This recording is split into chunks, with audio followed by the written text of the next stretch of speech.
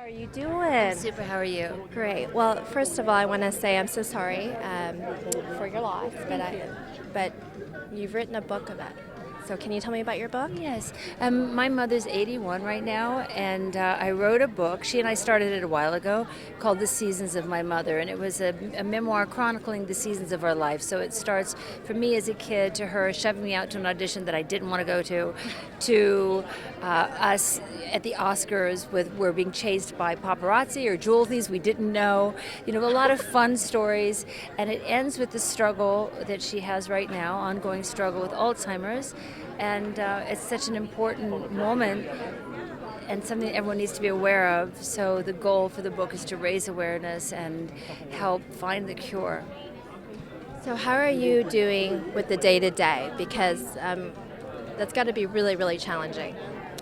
I think that just the knowledge of what she's going through, it is a family disease. It affects everybody around her. So I'm not going to pretend like there's not a fair amount of sadness and anxiety because I want to make it better. I want to take it away, and I don't have that capacity. She has caregivers, and I think we have to make sure that they're taking care of themselves as well, because it's a tough job, but it's a job that's full of love.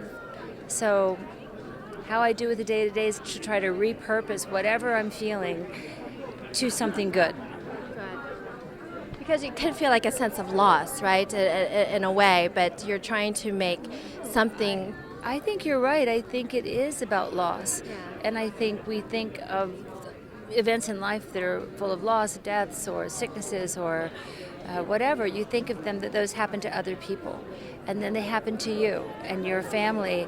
And you have to understand it. It's a gaping hole. Loss is a gaping hole. And when you lose your memory, you lose your best friend, your companion, your old age companion. So it feels like it must be very lonely. And yet you have to repurpose that into something. You have to repurpose it. My mother's all about living in the moment, and she is in the moment. She doesn't really have the past or the future, but she has the moment.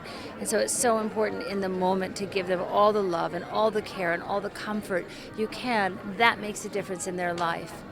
And final question, what advice can you give to families, because I've been through it, I'm so sorry. To families who have to deal with this and to stay positive and to move forward?